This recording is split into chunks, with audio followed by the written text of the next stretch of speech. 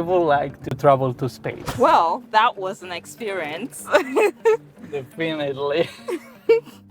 Trying to get into the airport. Okay, let's go to the airport. Yep. Hey guys, welcome back. Today I'm here with Guillem, and he's currently studying aerospace engineering, is it? Kind of. Well, I started as aerospace engineering, but I just transferred 6 months to electrical engineering. But Yeah. I'm doing just the same things, just electronics for space. That is cool. Tell us more about it. Wow, so what I do basically is like both the hardware and the software that controls satellites, spacecraft, rockets. Yeah. So especially their trajectory and to avoid collisions, things like that, more or less. Yeah. So that's what I've been working on and what I like to do. Yeah. And he's doing a PhD actually. Well, there's a story behind, because Okay. I'm officially no longer doing a PhD, but Okay. there's a story for which I'm very happy. Tell us the story. Yes, I came here as to do the PhD program in aerospace engineering. Well, officially the aeronautics and astronautics department. That sounds cooler. Yeah. But I'm finishing now my second year. But just 6 months ago, I decided I would drop the PhD program. It was due to many reasons. There were personal things, academic things, but mostly I would say I didn't feel fulfilled. Yeah. And I was feeling maybe it's not the right words, but like wasting my time a bit. Doing interesting things, but I think I could do more interesting things outside university. Yeah. So you're making a program, a master's program. Yes, now I switched to the master's and a different department, electrical, because I already had a master in aerospace from another university in the Netherlands, Delft, before I came here. So they just let me switch, transfer, no problem. Yeah, this is really exciting. Congratulations. I'm sure you're very happy about this. Yes, it's curious because the feeling is the other PhD students that are in the program, they feel happy for me, like how I've been that brave to decide to quit, even though I was not forced to quit. It's not that academically it was going bad. No, not at all. Yeah. And then there are the master students that originally applied to the PhD program but didn't get in the PhD program that are like, how can you decide to leave the Such a great PhD? opportunity. Yes, from Stanford University. Yeah. But I guess it's something very personal and the interest must align between what is doing a PhD program and your personal goals. Yeah. There is another thing. I've already been 10 years in university. Yeah, because I have 2 bachelor degrees and another master degree before coming here. Yeah, that makes sense. So it's already a lot of years. But and your PhD, you would have been in your second year, having 3 more years to go. No, well, my PI wanted me to stay, PI, the principal investigator, to stay 4 or 5 more years from now. So a total of 6 years, I would say, doing the PhD at Stanford. Yeah. In addition to all those years I've already done. So, too much time. For 1 or 2 years, for me it was cool doing that research. See how it's doing a PhD program, the everyday life.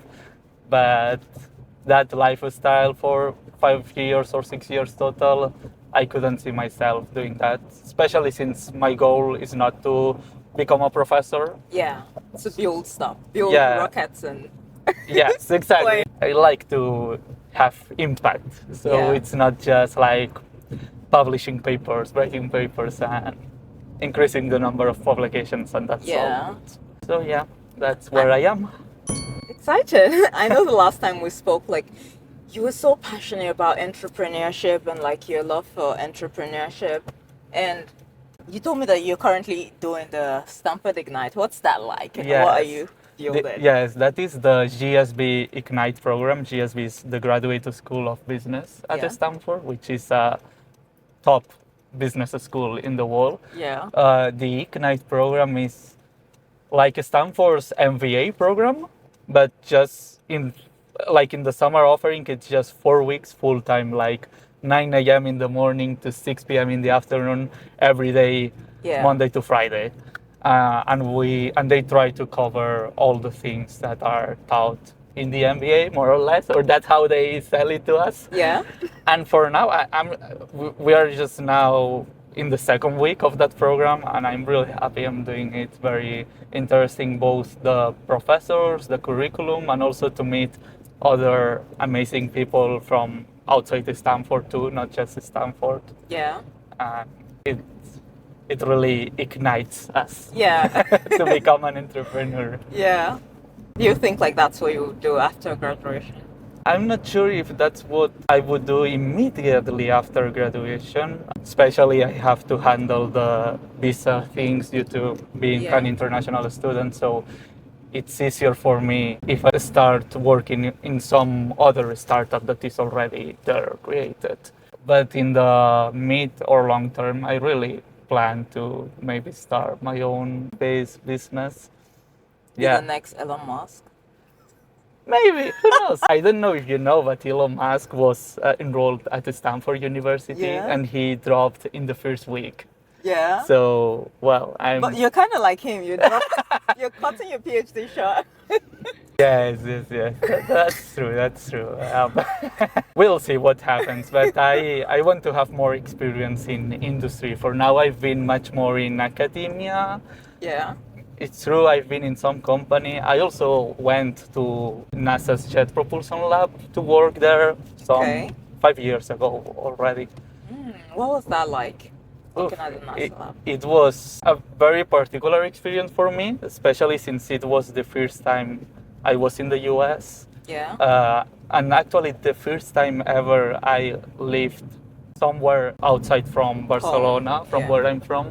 So it was an interesting experience, more like personally rather than professionally. Yeah. Professionally, it was very interesting to be there with top minds.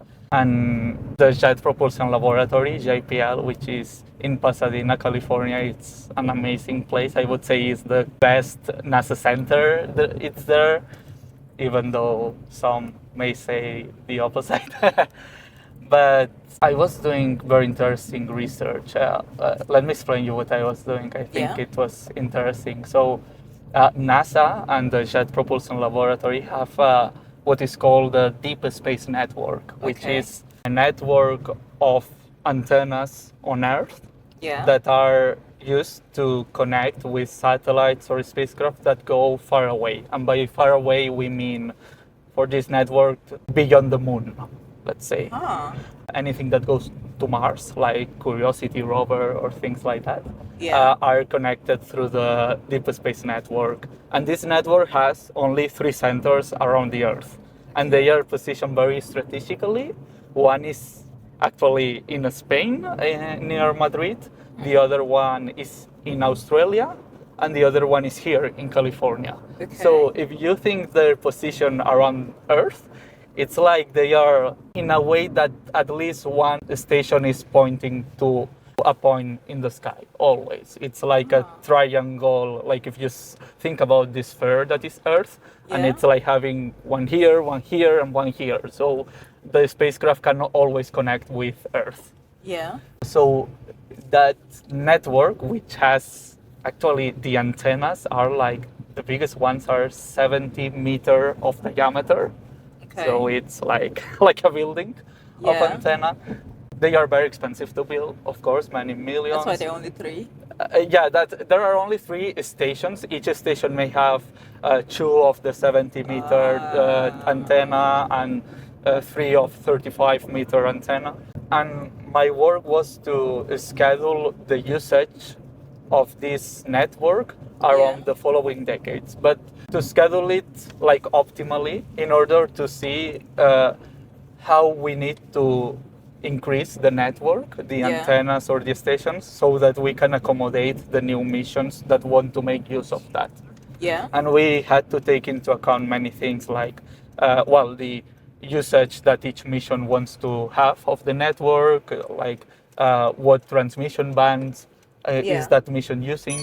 the positioning of the spacecraft, what we say spacecraft visibility, because if it's behind the sun, we cannot communicate with that spacecraft at that moment. So we must also consider that. We must consider which of the stations is pointing at that moment there. And this was like an optimization problem that it had to be solved mathematically. Yeah. That was my research there, which in the end it ended up as my bachelor thesis, because we have bachelor thesis in bachelor degrees in Spain.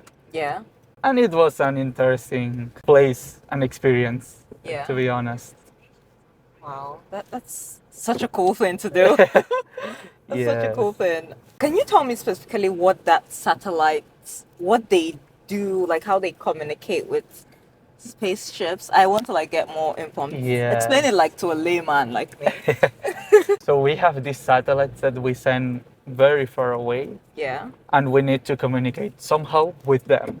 Yeah. So why don't we do it like with the normal like antenna networks that are already there, and we have a specialized one that is called the Deep Space Network. Yeah. It's because those spacecraft, since they are very far, and they don't need a very powerful signal, just a normal signal. Yeah. To compensate that, we need very big antennas, incredibly big antennas here. And actually, it's not only that, just behind the big antennas, it's kept at almost 0 degrees Kelvin, which is like the absolute zero.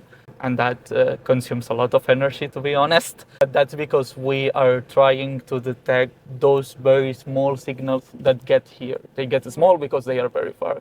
So I remember once one JPL employee explained me, it's like if we are trying to hear or to record like a bee flying, but we are like some kilometers away from that bee.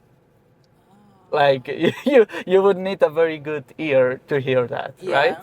So that's what those antennas do. And that's why they are so big, so expensive. Like building one of these small antennas costs like $25 million.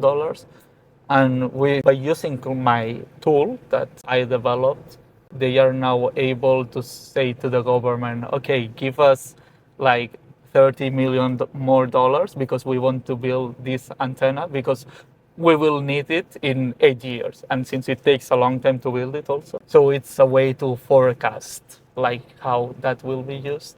But those antennas are very curious. There is another thing that is called arraying of antennas in one of the stations. Since there are multiple antennas, not many, but multiple, they can like, let's say, synchronize between them and act as a single antenna. Like they synchronize the signal they both receive. And that makes like if you had a bigger antenna.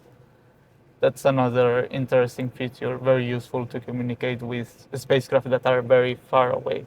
But we want to get their signal for both things. One is telemetry and command. So telemetry see how they are, like if they are healthy, how is their battery, things like that.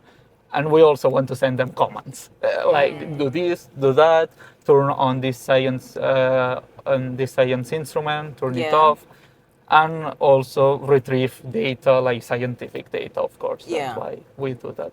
So we really need those communication channels. Just think, if we lose the communication channel, any space agency considers that mission lost. Even if it's still there working, it's like if we don't receive the signal, it doesn't exist for us anymore. We have lost it. Even if they are still doing their experiments, the spacecraft there. So that's why the communications are so critical in space. Yeah. And it also transmits information, right? Like to have conversation with. Yes, conversation. Like yes, definitely. Okay. That's when from here we want to send some specific command, some action that is not like it's already scheduled there that the spacecraft knows to do, but something like, okay, let's now go to this area of Mars.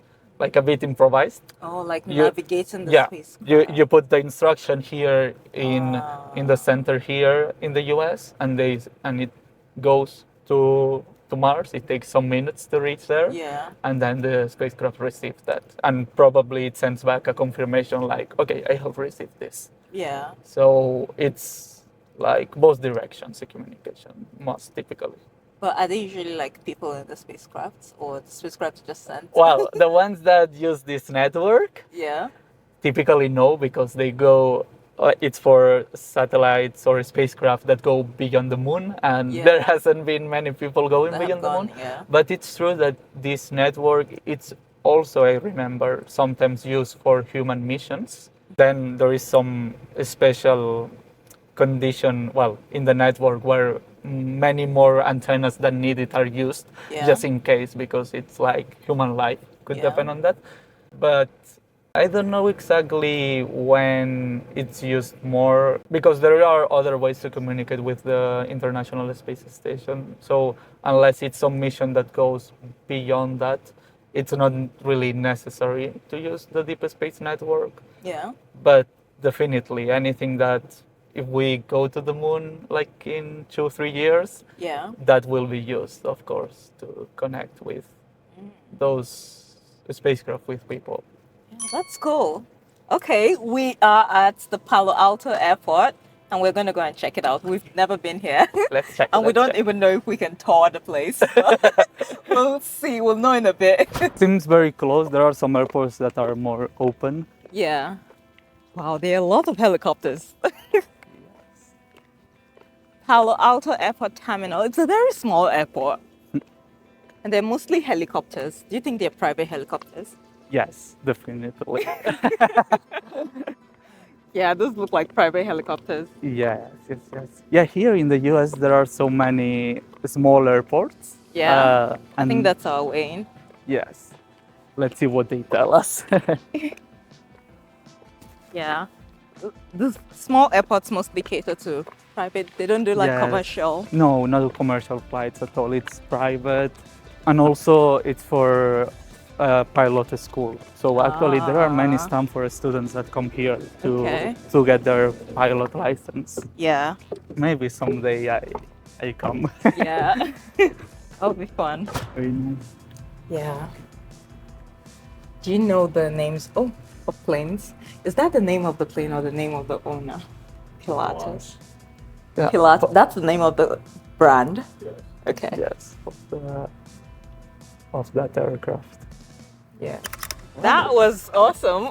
Yes, we'll see what the others say, but yeah, we cannot walk around the airplanes, of course. That would be very dangerous. So this is just where like people check in, people who own planes, and where they check in, and they actually do tours, free tours, where you can just go and like see the planes. So if you ever want to like book a tour around the airport and just like see around that. But you need to call in advance, they told us. You need to call or email them in advance so they can schedule you. But it's awesome that they do free tours. Yes, I was very surprised. There was like a cost, because he kept repeating that, the tour. I thought maybe there was something he was trying to sell. But when he said it's free, I was like, that is awesome. Yes, definitely. Okay, now, we can go and drive to the flight schools. We're going to the, and see who's there. Maybe some students, or maybe they are all at home because it's 4th of July. Yeah. We'll figure it out now. Yeah. So there's actually like a Stanford flight school alongside some other flight schools. Yes. And fingers crossed we might meet some Stanford students and actually get a real tour. But let's go. Let's go. Yes, well, I think we can see if there is some student there in the flight school trying to fly, and maybe we could ask them if we can go on the seats behind. Yeah. Because sometimes they don't mind. I mean, maybe we have to pay the fuel to go there. But that would be so fun. They are just practicing the flights around here. It would be fun if we could get a flight. Okay. But we'll see what they say. Maybe there is nobody our hopes there. high, but Hopes high. it's the 4th of July. The day this video is being recorded, but we'll see. You've flown this kind of aircraft?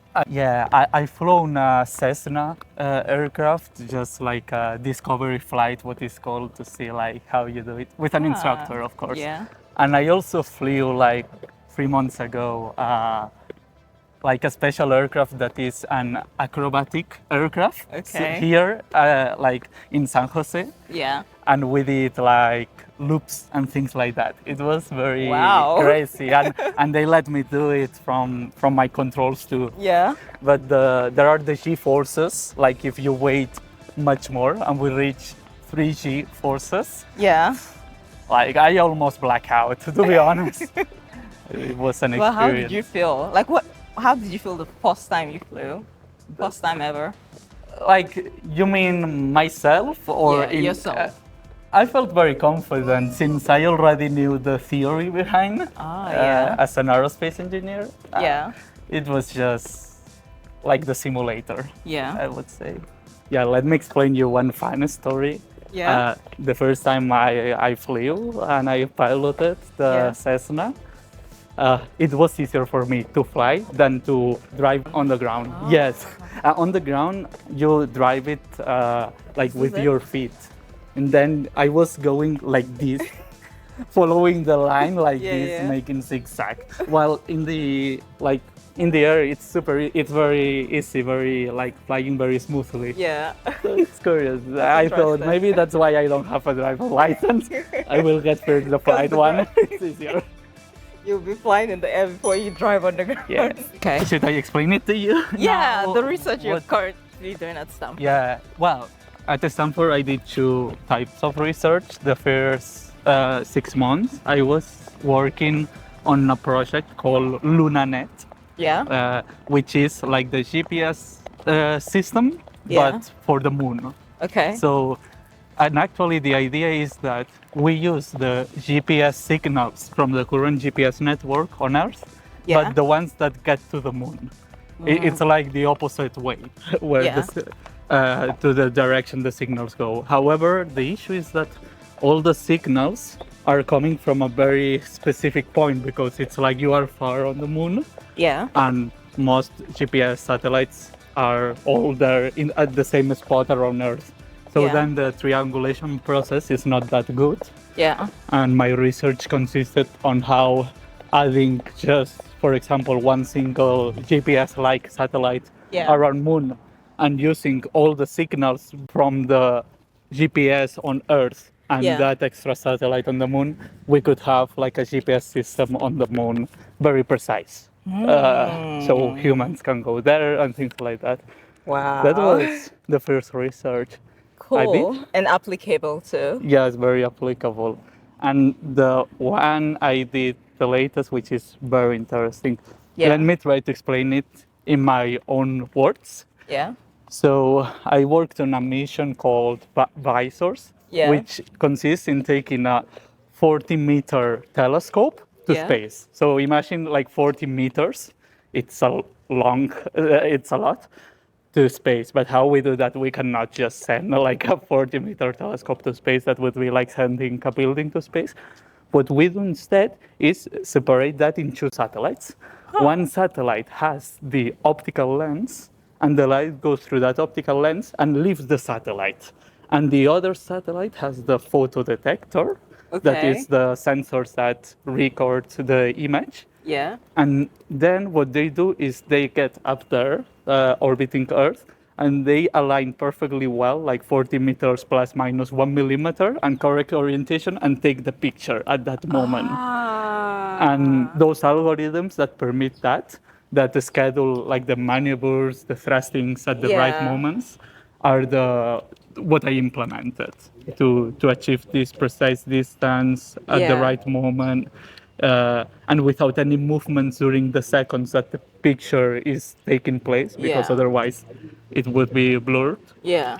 And I think, and the mission consists on looking at some spots on the sun that we know, like some minutes in advance, we have to point there because of some solar activity. And the goal is to understand why the solar corona, so that's kind of the atmosphere of the sun, is Yeah. hotter than the actual surface of the sun. So the surface is colder Yeah. than a bit further away than the sun. That's the scientific goal, but the technological goal of showing those algorithms is like something very cute and catch that we'll see Yeah. what happens. And we are launching these two satellites, ideally this October in a Okay. SpaceX rocket.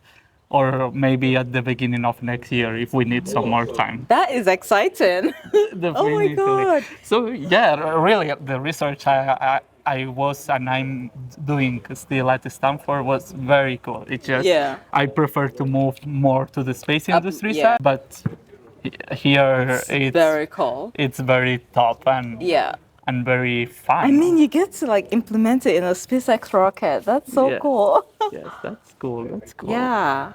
I feel like you still fulfilled like your mission of like wanting to make an impact and like, do something that's applicable beyond just write some research papers. But I think I still want to have more impact, and that's why now that I finish this part at Stanford, this research, I move on to something else that has more impact, more teamwork, not just individual research. And I think a startup is a good way to start. Well, that was an experience. Definitely. Trying to get into the airport. We didn't fly a plane. And we didn't, but what did we do? What are our wins? I mean, we talked to a lot of people. Yeah. We learned about... I learned that I could get a flying license. Yes. And it was generally fun. You saw it. Do you have any travels planned for the summer? Yes, I have. I'm going to a wedding in Lake Como, the north of Italy. It's a very beautiful place where all couples go there to marry. And I will be visiting Como, Milan, and Turin, those cities of the north of Italy. And also visiting some Italian friends that they have their aerospace startups there. Okay. So I will be visiting the facilities of these companies. Yeah. That is cool. That's cool, yes. And then back to Barcelona. Yeah. What are your plans, your summer plans? They're not concrete yet, but a huge part of it is content. I'm making a lot of videos, and a major part of it also is research. So I'm doing some research towards my capstone project, and I'm hoping I can do some travel, but we'll see. Okay. We'll see. I need to be very intentional if I want to travel, and like know where I want to go, and like start making plans. But I haven't done any of that, so we'll see. Okay. So Khaulat, since you do many content, like explain me a bit why you do this content. I just love it. It's like a creative outlet for me, a way to just like tell stories and express myself. But this series that I started in particular is a way for me to connect with people that there's just no time normally to talk to. 1 year is gone now, and like everyone I spoke to during like one of this, as much as I did on just a car ride. Yeah, it's like there's always something happening, and we're also busy with classes, so that's fun. You know, it's a way for me to connect, but also to share the stories of what people are doing with the world.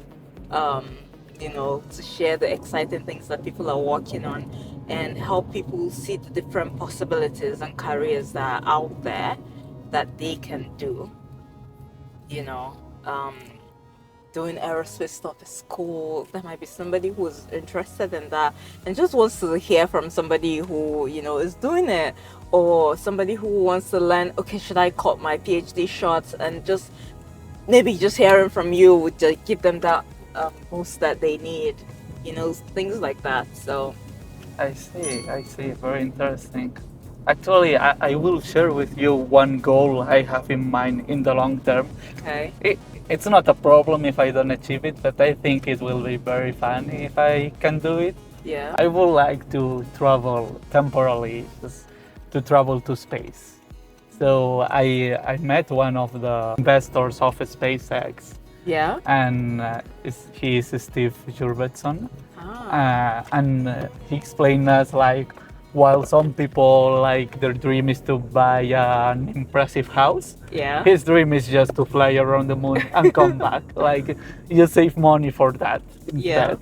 So I think it could be feasible for me. It's just not becoming an astronaut though, because people confuses becoming an astronaut is a lot of work. It's like you are in a laboratory constantly. You are almost the experiment of that laboratory. A lot of stress. I've met some astronauts. Just a month ago, we had an event at Stanford, and there was Charles Duke, which is the youngest astronaut that has been on the moon. Okay. And yeah, he's now 88 years old, and he spent on the moon like almost 3 days full there. Yeah. And in the Apollo 16 or 17 mission. Yeah. And it's incredible to talk to these people. But they do a lot of work and a lot of pressure. I'm looking forward to when space tourism becomes more a reality. Accessible. And and much more accessible and scalable also. Yeah. And I think we will really see it in our lives. Yeah. That's such a great way to wrap this video. Yeah. And I feel like you're gonna achieve your dream of going to space. You can come with me too. I would love to. I was able to like go virtually. I flew on a rocket with Neil Armstrong and Edwin Aldrin. I actually went with them to space. Through VR. Through VR. Yes. So Meta is like developing this education like VR where you can like fly virtually to space. So I was able to go to space. I would like to go in real, for real. But yeah, that's such a fun way to end this. See y'all in the next video. If you haven't subscribed, make sure you subscribe. Make sure you like this video and tell us what you liked about it.